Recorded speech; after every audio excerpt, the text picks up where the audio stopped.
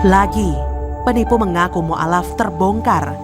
Ditulis oleh Panjat H di siword.com. Halo, Assalamualaikum. Dengar suara JJ di channel Jurnal Radio. Banyaknya kasus oknum yang mengaku-ngaku mantan pendeta, pastor, biarawati, lalu meninggalkan iman Kristianinya dan memeluk agama Islam atau mu'alaf. Sekarang ini menjadi sangat menantang untuk dibahas. Apalagi tulisan atau cerita dengan tema semacam ini selalu menarik bagi banyak orang, terutama masyarakat kita yang lebih mempercayai pengalaman iman seseorang penganut baru ketimbang penganut yang sudah sejak lahir dan bahkan pakar dalam ilmu agama itu.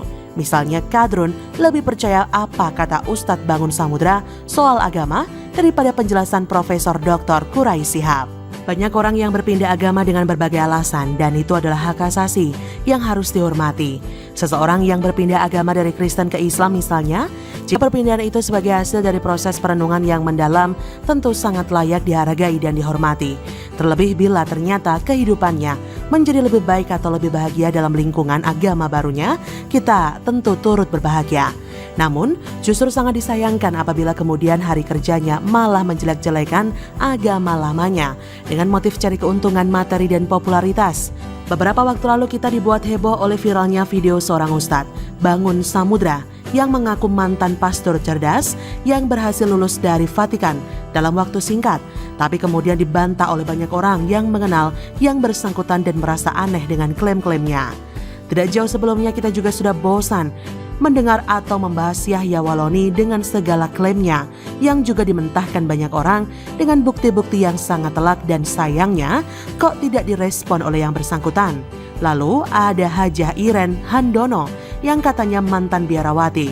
Kemudian ada Stephen Indra Wibowo mengaku mantan pastor namun juga mendapat sanggahan dari sejumlah pihak.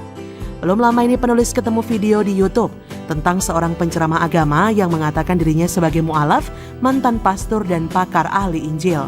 Penulis tidak tahu apakah video ini lama atau masih baru.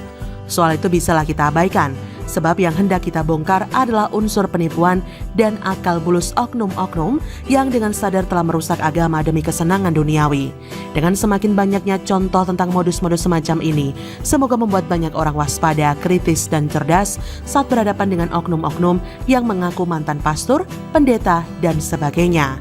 Yang sedang kita bahas kali ini adalah video ceramah seseorang yang katanya bernama Martinus dan mengaku pernah menjadi pastor selama 13 tahun dan seorang pakar ahli Injil.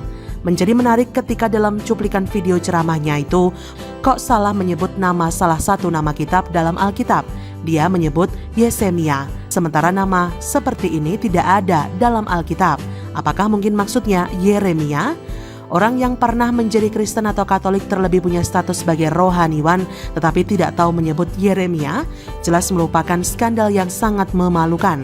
Jangankan orang-orang dewasa, anak-anak sekolah minggu pun pasti tidak ada yang salah menyebut nama kitab Yeremia. Selain karena lafalnya tidak rumit bagi lidah orang Indonesia, juga kini banyak orang yang bernama Yeremia. Maka ketika ada mantan pastor mengatakan Yesemia, kita mending langsung tutup telinga saja deh, pergi sejauh mungkin dari orang seperti ini. Dan semakin lengkap penipuan orang ini ketika dia paksakan membaca isi surah Yesemia 213, lagi-lagi salah. Sebab Alkitab tidak pernah menyebut surah, tapi kitab untuk Yesemia. Jadi yang ada kitab Yeremia, bukan surah Yeremia.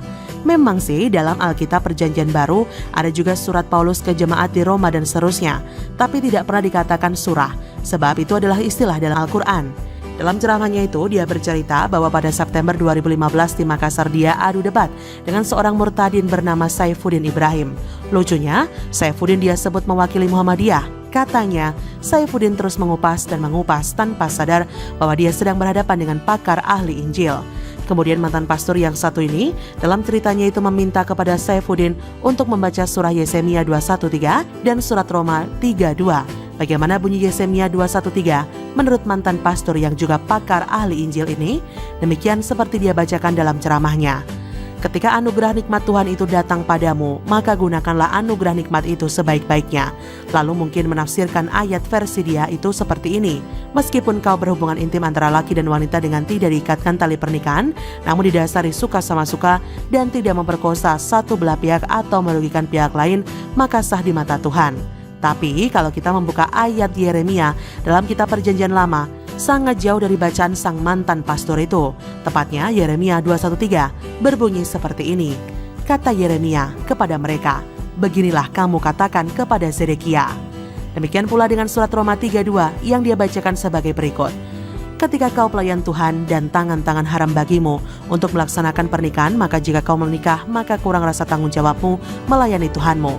Padahal ayat Roma 3:2 yang benar sesuai Alkitab adalah banyak sekali dan di dalam segala hal. Pertama-tama, sebab kepada merekalah dipercayakan firman Allah. Berhubung beliau itu membawa-bawa nama Saifuddin Ibrahim dalam ceramahnya dan mengatakan dia berdebat di Makassar pada 2015, sebaiknya Pak Sai memberikan penjelasan tentang duduk perkara yang sebenarnya. Semoga ini menjadi bahan pelajaran bagi kita semua. Pindah agama itu silakan, tapi jangan menjadi penipu atau pembohong. Kasihani umat yang kau tipu bulat-bulat. Bagaimana menurut Anda?